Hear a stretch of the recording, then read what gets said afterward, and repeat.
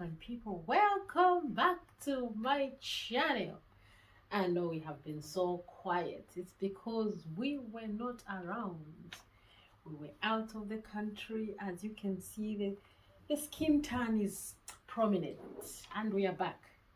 And I hope you've been okay. I hope you've been having a very good time, beautiful weather. Yeah, we are back. So if you are new to the channel, please don't forget to subscribe. And don't forget to give us a thumbs up and share the video so that the community can keep growing.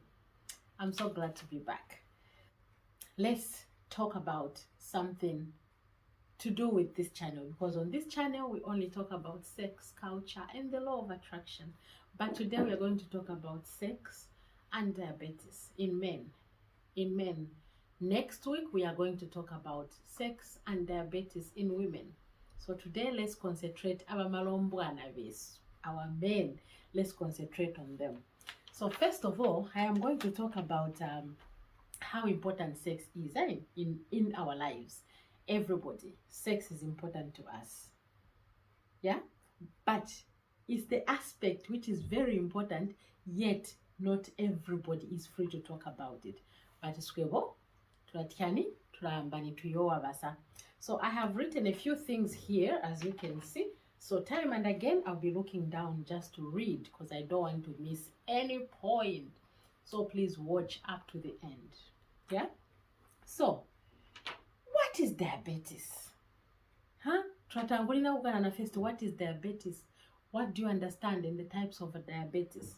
What is diabetes? So diabetes is a condition that causes too much sugar in your blood. Because when we eat the food, it is broken down into small sugars, which is called glucose, and then it's released in the bloodstream, and then it gives us energy. So if you've got diabetes, your insulin, your pancreas, it is not going to be functioning very well, because when you eat, the pancreas is told to release the sugar in the bloodstream so that the can be distributed into the cells. But if your pancreas is not working very well because you've got diabetes, that is where the problem comes from. So that is what diabetes is. It is the condition that causes too much sugar into our bloodstream, excess sugar that we don't need. Yeah, so I would say 3 types of diabetes. There's a borderline. When they tell you that you are diabetic borderline, just know that it is there. It's like you are standing on the border of Zambia and South Africa, yeah, or Italy and England. Both your feet are in different countries. So you might be diabetic, you might not be diabetic. You are on the borderline. When the doctor tells you are on the borderline, you really have to get a marathon of your life and check it and just do things differently so that you are going to go into the zone of no diabetes. If you leave it like that, that's when it's going to slip into diabetes. It is something that you can reverse. So types, you need borderline. Then there's type 1. Type 1 is like a genetic type of diabetes. Yeah? And type 1 diabetes, it is your immune system which is attacking the insulin that is produced from your pancreas. So it's like and then it shows up in your life earlier. Yeah, and then it is different. Your immune system is attacking the insulin. The pancreas releases the insulin and your immune system attacks it. So shorter insulin in mobile. That is the type 1 diabetes. Then type 2 diabetes. Your body isn't able to make a lot of insulin. It's not able to produce insulin. It's not enough. And that is the type 2. And that one is caused by diet, the type of food that you eat. Or butolo, you don't want to exercise. That is the type 2 diabetes. And it is the common one. Very common. So what are the signs of this diabetes? But diabetes is signs. First of all, you are going to be feeling very thirsty. So you'll be feeling very thirsty. Next moment, even if you have not drank anything, you'll be wanting to be urinating most of the time. And that was sober. Most of the time, you just want to go to the toilet. All the time, you want to go to the toilet. The third one, you'll be feeling so tired. Even if you have not done anything, but you just want to sit down and do nothing. When you think about going to the gym or you think about going for a run, your body just says, oh no, we better just sit here. You'll be fatigued half the time. Fourth, your mouth will be dry, just like your skin will be dry. Fifth, you'll be constantly hungry, especially after eating. Because remember what we talked about, when we eat the food, it is broken down into sugars and then given into all the blood cells. When you have diabetes, you are going to be producing not enough insulin. So even if you eat, the food will be like, what do we do with this food? The body will be like, what do we do with this food? So as a result, you just feel like you want to eat more and more and more. And because you're going to be eating more and more and more and more, what is going to happen? You are going to gain weight. And when you gain weight, the pancreas is going to pack up very easily. So those are the signs and the symptoms of diabetes. So now our main aim of this is, how is it going to affect Musankwa Antoniawe? How is it going to affect a man in the bedroom section when you have diabetes? How is it going to affect you? Next week we are going to tackle the women. How are we affected when we are diabetic, type 2 especially? So let's turn this side now. So like we said, a man who's got diabetes is going to have very low testosterone. Very, very low. And when a man has got low testosterone, that is when their sex drive becomes very, very affected. They will lose interest in having sex. They will lose interest in making love. Just severe because the testosterone yatiani tairinjanji pepe, because you don't have a lot of insulin in your body, which is regulating, and because of that, nerves manjanje, they are getting so much destroyed because of this diabetes. So diabetes can harm nerves, the nervous system of the manhood in a man, and it can lead to sexual problems. So remember those veins, those sperm ducts and everything in a man, those ones, they are affected very much when a man is diabetic. They are going to be affected. These blood vessels are going to get affected. They will get damaged by the diabetes, whatever problem. And it can lead to slow blood flow to the penis.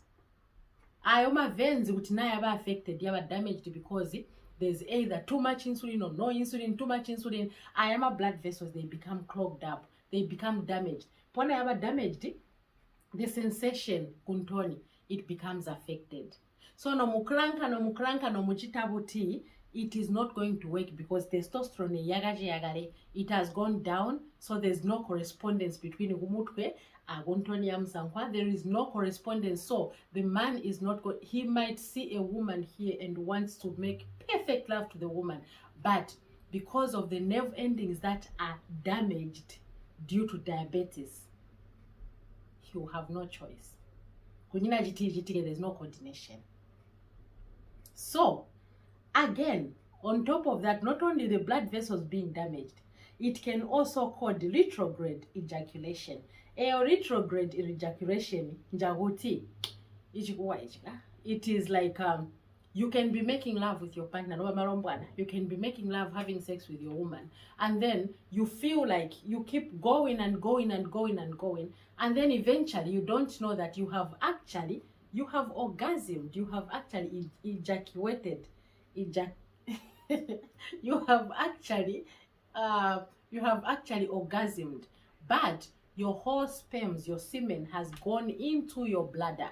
It goes into your bladder, and because the semen is not meant to be in the bladder, you are going to make your bladder very, very active. It will want to be weeing all the time, and that is when you see diabetics weeing all the time, because a lot of things are gone wrong on this area of the reproductive system.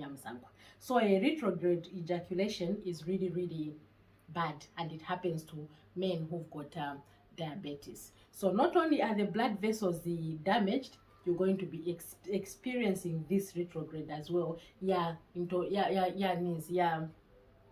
Do you know when you have to orgasm in your bladder? It's not a good thing to do. So what are the risk factors of this diabetes? When you say you are putting yourself at risk of being diabetic, maybe they've told you that you're on a borderline. What are the things that you can do to change yourself to prevent this diabetes to go into type 2? Because remember, we say type 1 type 1 mostly is genetic, so it's not very common, but still the problems in men, they are still the same problems via type 2. So when you've been told that you are on a borderline of diabetes, one, you need to shake up your life. If you are overweight, you have to make sure that you tell yourself that you need to drop this weight, you need to lose this weight, you need to start being very active. Go for a run, go for a swim, go for a walk, change your diet completely. And you have to make sure, if you are a smoker, you have to make sure that you quit completely smoking, because that can lead to type 2 diabetes as well. And then, like I said, you have to continue, you have to start, even if you like it or not, you have to make your life very active. Start working out, start walking. First of all, start walking, and then start running, and then register with the gym. Just be active, yeah? And then if you are over 45 and you are told that you are on the borderline, there's nothing you can do to reduce the years, but you just have to step up on these things. Be very active, change your diet in the kitchen, stop smoking, stop drinking, and just be very active, because these risk factors are going to tip you over into that place where you don't want and just have diabetes. Yeah?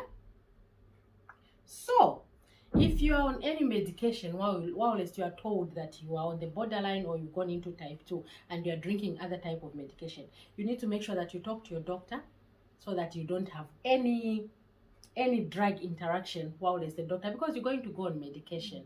So the only way you can avoid to go into all these things is when you tell yourself that okay, I'm going to change my lifestyle. I'm going to start running or walking. I'm going to register with the gym. I'm just going to be all over the place. My life is going to change. My diet is going to be completely different.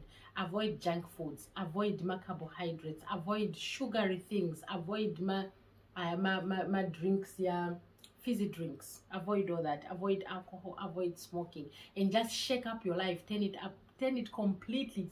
Complete U-turn in your life, because it's not good. Nchibiyabija kuti mwana amwe nyogo wamujata fona ibo, because ujisiye hii problem, not blaming you, but because ujisi kuti ama blood vessels yaga gaba kunyina nkomutisike pepe ntoni iraba soft, it's affected, because no amarombwana mujisiyo ima blood vessels yarama sperm ducts yatalika kunoinda mugato omunyanko musubira nkonko kuzuita ma sperms ma semens. So you are affected earlier and you are affected very fast. Amani wamarombwana, you're not even strong. So the best thing to do is shake up your life very quickly when you are told that you are on the borderline, because borderline can be reversed. But once you have reached that place where they tell you that you are diabetic type 2, there it's really, especially with watarigagale musamu, it's really hard to turn it around.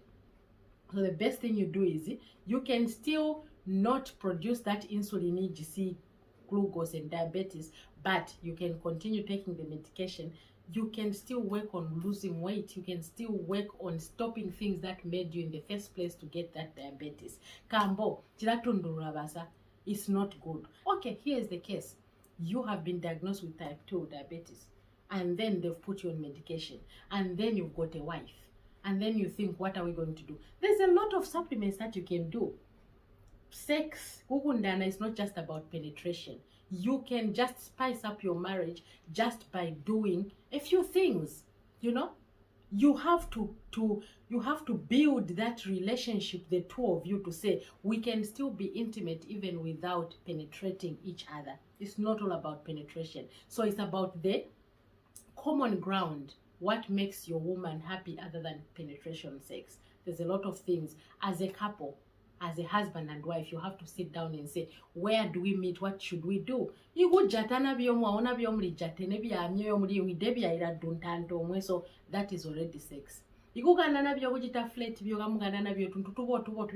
together, my wife, we are together, my husband. You do not have to, but you have to be there for each other. you have to tell each other what do we do through this journey, because once in a while, if you are really going to lose weight, stop smoking, stop drinking, stop ABCD, you want to say to over diabetes, once in a while you might have that erection, but it's gonna be hard for you to hold it, hard why you maybe so because my nerves are affected. That should not affect your marriage. You can still sit down and say, what should we do in this situation as a couple? And there are few spices which you can still drink, which are going to and block out your nerves. If you are lucky, you might reverse it. If you are not, you'll be able to hold that erection for a little bit, because what you need to work on is you don't want that retrograde ejaculation, because mass sperms yanjira bladder. That is, it's going to cause a lot of complications. You're going to be having myoti, you're going to be having sensations in my bladders, and you're going to have a lot of complications, because the bladder was only meant for we. So there's a lot of things that are affected. So our pancreas, or how you can at least help, you're on a borderline diabetic, or even before you're on a borderline, you have to be lying down at least twice a week. You lie down and on the back of the liver, you press your hand down, massage these organs to help the blood flow to be going to these organs. Don't just leave them dormant. No, activate them. Make sure you are making the blood, even this exercise, so that is like you are massaging these organs, especially organs up here. You have to make sure that you activate them.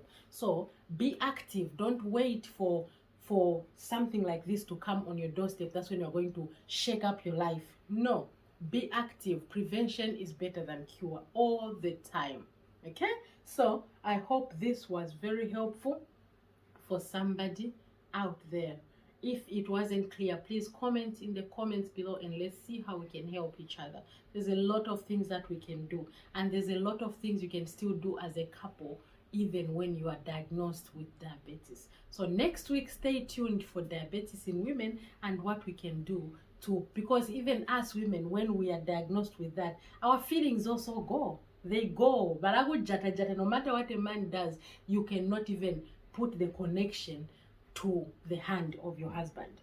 So we have to make sure that we try to tackle this. Enjoy sex without being penetrated, and just be there as a couple and united. Okay?